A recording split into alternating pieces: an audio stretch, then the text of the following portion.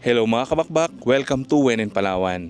Ngayon sasagutan po natin yung mga commonly asked question tungkol sa minivan. Kung kayo po ay nagdadalawang isip or nag-aagam-agam na bumili ng minivan, baka makatulong po yung information na ito. Yung unit po natin ay DA64V 4x2 automatic transmission. Gawa siya ng multicab. Yan yung kanilang logo. So yung pangalan po ng unit na to sa kanilang store, Multitrack EFI 63 automatic transmission.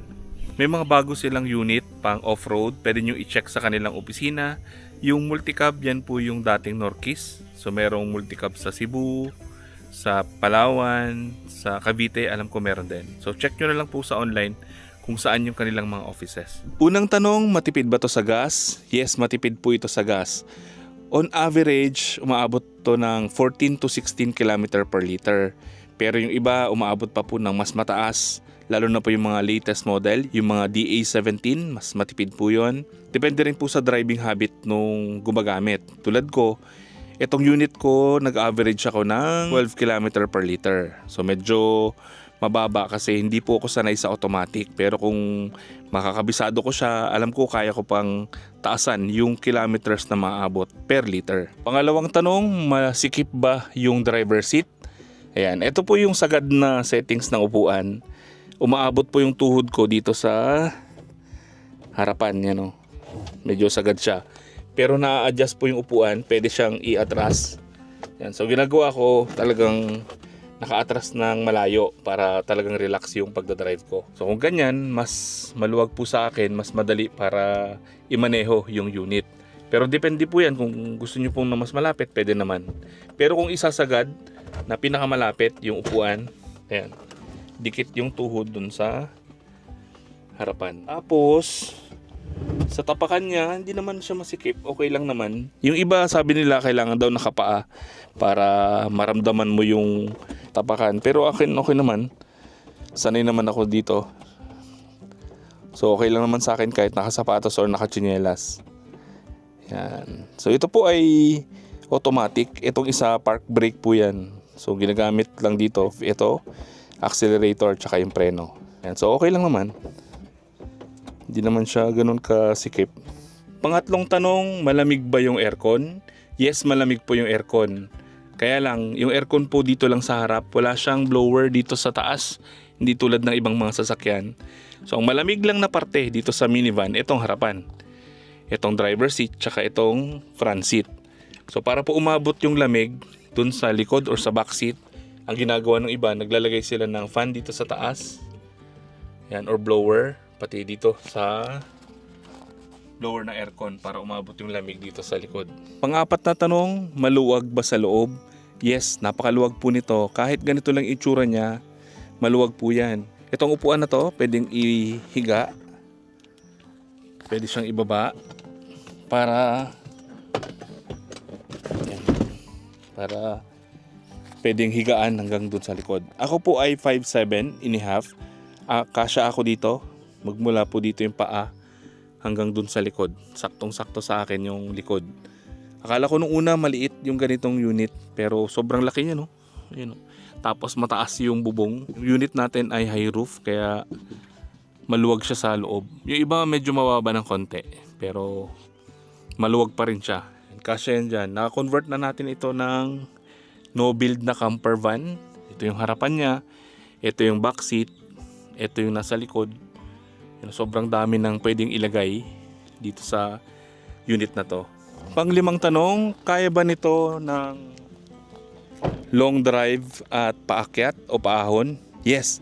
Ito pong unit ko mismo, nagamit ko na siya sa long ride. Pumunta kami ng El Nido. Yung round trip, more than 600 kilometers. Kinaya niya. Tapos may mga sakay pa tayo.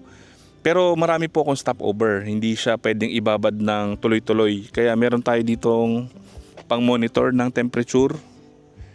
Yan. So dapat hindi siya lumagpas ng 110 pataas para hindi po mag-overheat yung unit. Tapos sa paahon, kayang-kaya niya. Nadaanan ko na po dito yung ilan sa mga matataas na kalsada sa Palawan. Sobrang haba, sobrang tarik, kaya niyang akyatin. Kaya lang talagang hindi ako sanay sa automatic kaya medyo umaarangkada at umuugong yung sasakyan, pero kayang-kaya niya pong umahon, lalo na po yung Rojas Taytay. Meron po dyan na napakahaba at napakataas na akyatin. Number 6 na tanong, madali ba siyang i-maintain?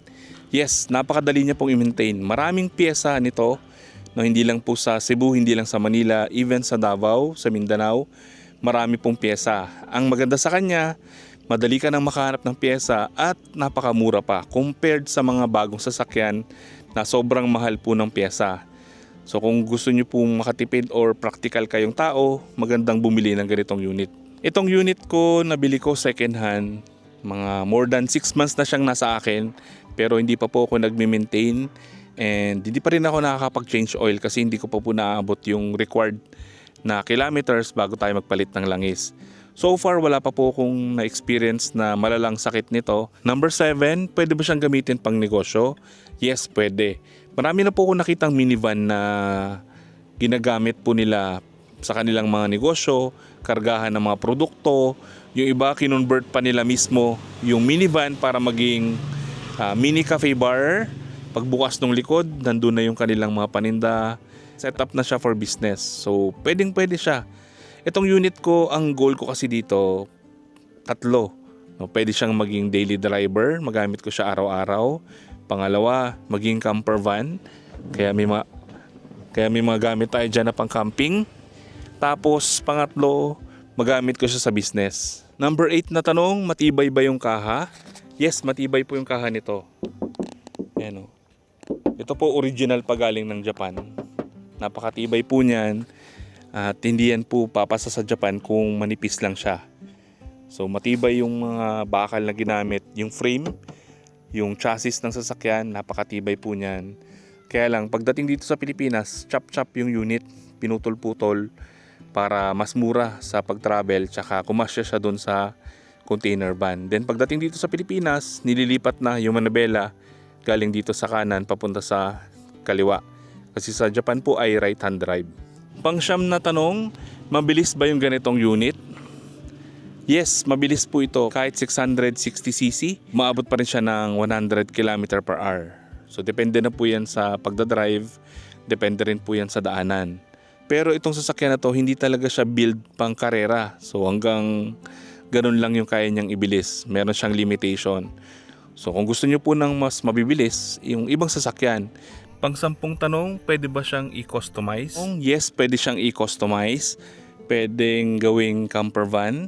Pwede rin gawing pang off-road. Marami na po ko nakita na unit na binago nila yung kanilang minivan, pinataasan. Naglagay po ng lifter para tumaas yung kanilang unit.